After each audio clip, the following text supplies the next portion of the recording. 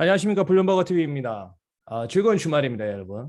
오늘은 몇 가지 제가 알려드릴 건데, 우선 첫 번째 알려드릴 내용은 뭐냐면 미국 에너지 부서에서 어떤 자료가 나왔냐면, 예전에 제가 반도체 관련 미국 리쇼어링 정책이 시행됐고, 그 다음에 그 리쇼어링 정책을 시행하기 위해서 어떤 부대적인 것이 필요한지 제가 말씀드렸죠. 특히 반도체 같은 경우는 미국 같은 경우는 텍사스, 애리조나 이쪽 라인 따라 반도체 공장이 집중적으로 이제 들어서기 시작합니다. 근데 부대 설비로 중요한 것들이 빠진 것이 있는데 바로 물과 전기입니다. 전기는 자체적으로 어떻게 태양열을 그 텍사스의 사막에서 소금을 녹여서 염융 공법으로 전기를 공급하면 됩니다. 그런데 이 물은 공급에 있어서 아주 힘듭니다. 그래서 제가 예측을 한 게 미국은 앞으로 거대한 호스를 인공 호스를 만들든지 아니면 해수 담수화 시설 설비를 엄청나게 갖춰야 된다. 그 둘 중에 하나는 무조건 해야 된다라고 말씀드리죠. 그중에서 이 해수 담수화 설비에 대한 어떤 자료가 나온 겁니다. 여기 프레시 워터도 나와 있죠. 이 부분입니다. 이 부분. 해수 담수화 설비에 엄청난 천문학적인 돈을 투자한다는 내용이 며칠 전에 나왔어요. 제가 이렇게 주말에 하는 이유는 평일날 영상을 올리니까 우리 구독자뿐만 아니라 일반 사람들도 잘 안 봐요. 잘 안 봐. 그래서 제가 이제 저도 주말에만 방송을 하려고 합니다. 여기 제가 링크를 다 걸어 드릴 테니까 이 해수 담수화 설비가 500만 달러나 투자를 해서 이 시스템이 돌아가면 앞으로 미국의 리쇼어링 정책은 거의 완벽하게 들어맞게 되는 겁니다. 그러면 한국은 어떤 영향을 받을까요? 한국 같은 경우는 쉽게 말하면 반도체 인력들이 미국으로 다 빨린다고 생각하시면 돼요. 지금은 서울 경기 집값이 엄청나게 높지만 실제적으로 제가 봤을 때는 5년 안에 핵심 인력들이 미국 쪽으로 다 가지 않을까라고 생각합니다. 그 핵심 인력이 가는 행정적인 어떤 스타트가 된 시점은 바로 이재용 회장이 뭐 가석방을 받거나 아니면 특별사면을 받거나 그 두 중에 하나겠죠. 우리나라 뉴스에서도 계속 나옵니다. 지금 그 8월 9일 날 가석방 판결 문이라고 해야 될까요? 어떤 가석방에 관련 그런 결과값이 나오죠. 그때를 시점으로 해서 아마 제가 봤을 때는 내년 대선 기간 때 대통령이 바뀌고 보수 쪽으로 만약에 바뀐다면 삼성의 어떤 대외 전략 정책이 바뀔 거라고 저는 생각합니다. 왜 그러냐면 제가 이재용 회장이라도 저래도 한국에 안 있습니다. 외국으로 나가지. 맞죠? 그런 아주 무서운 어떤 자료들입니다. 우리나라의 미래가 암울하다는 그런 자료들입니다. 자, 두 번째 이 자료 같은 게 뭐냐면 테슬라가 어떤 이 시스템적 오류가 생기는데 여기 보시면 여기 보면 노란색 이것이 달입니다. 달 여러분. 여러분 보시다시피 달인데 이 달을 테슬라의 어떤 시스템적인 게 주행할 때마다 이 달이 노란색 신호등으로 인식하고 있다. 그래서 에러가 생기고 있다 이거예요. 뭐 이 뉴스가 떴다 이 부분을 제가 방송한다 해서 테슬라 주가에 영향을 미치는 건 아닙니다. 어차피 이거 7월 23일 거니까.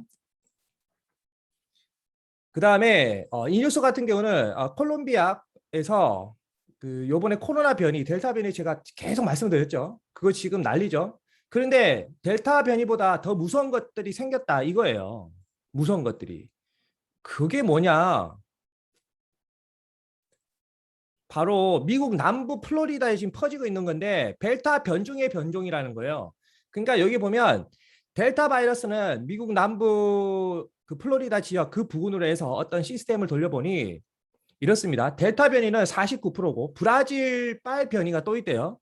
브라질 변이 빨 바이러스가 26%, 콜롬비아 바이러스가 10%. 그러니까 지금 델타 변이 49%인데 이게 끝이 아니라는 겁니다. 브라질발 바이러스, 콜롬비아 바이러스도 남아있다. 이게 지금 남미에서 북미로 지금 올라가고 있다 이거예요. 그러면 델타 변이를 어떻게 막더라도 브라질, 콜롬비아발 변이를 또 제어를 해야 되는 거예요. 그런 부분이 나와 있고 그러면 이 부분이 왜 이런 현상이 일어나는지 미국 보수 단체는 이렇게 이야기를 합니다. 지금 이제 진보 단체에서 집권을 했으니까 보수 쪽 성향의 어떤 정치인들이 어떤 말을 하냐면 이거는 바이든 잘못이다. 왜 그러냐면 이민자에 대한 어떤 규제를 완화를 시켰잖아요. 그래서 난민은 특히 난민 쪽에서 미국 쪽으로 이렇게 많이 넘어오지 않습니까? 그런 부분으로 인해서 바이러스에 쉽게 말하면 백신 접종을 안 한 그런 환자들이 그 미국에 퍼뜨리고 있다는 거죠. 장벽을 넘어서. 그런 부분에 대해서 보수 단체에서는 바이든의 이민자 어떤 제안에 대한 완화 정책이 실패하고 있다 이런 식으로 주장하고 있는 거예요. 그 근거로 이 뉴스가 나온 거고요.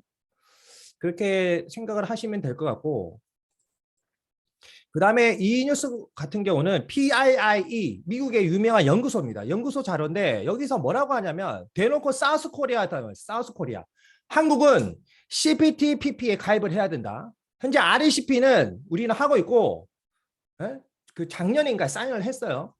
이제 곧 시행할 거고. 근데 CPTPP도 가입을 해라 이거예요. 그러면 이 PIIE 미국의 유명한 연구소인데 제가 예전에 이제 책방 운영할 때 미국의 유명한 보수 단체, 그다음에 진보 단체, 중도 성향 연구소가 이 세 개가 크게 있다. 이걸 알아야 된다. 그 책을 이 세 개를 알려면 어떤 책을 읽어야 되는지 제가 싱크탱크 연구소 관련 그런 책도 다 알려드렸죠.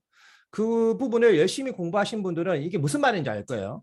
그러면 지금 이 연구소에서 이런 자료가 나왔다는 것은 곧 우리나라도 CPTPP에 가입하기 싫어도 가입을 해야 된다.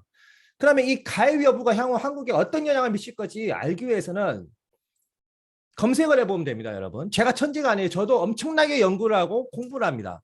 여기 보면 여러분도 다 아실 거예요. 예전에 강의를 솔직히 다 했던 거예요. 강의. 오픈 채방에서도 제가 운영하면서 이런 국제적인 조약이 엄청나게 중요하다는 걸 다 강의를 했습니다. 여기 보시면 CPTPP 검색하니까 여러분도 검색하시면 됩니다. 링크 다 걸어드릴게요. 협정 주요 내용이 뭐냐면 농수산물과 공산물 역내 관세 철폐. 즉 이거 개방되면 농수산물, 한국산 농수산물 끝나는 거예요. 그 다음에 데이터 거래 활성화. 데이터 거래 활성화. 말 그대로 IT 어떤 부분이 산업이 더 올라간다. 활성화된다 이거예요. 그러면 구글의 어떤 첨단 IT 그런 부분이 국내에 더 도입이 되겠죠. 그 다음에 금융, 외국인 투자 규제 완화. 지금 한국은 외국과 금융 이 부분에서 투자를 엄청나게 완화를 했는데 앞으로도 더 완화를 한다. 그러면 외국 자본이 엄청나게 들어온다는 거예요. 당장은 아니겠지만 대략 봤을 때 이런 자료들이 나오면 보통 5년 뒤에 현실이 됩니다. 5년에서 8년 뒤에 현실적으로 우리 시민한테 영향을 미칩니다.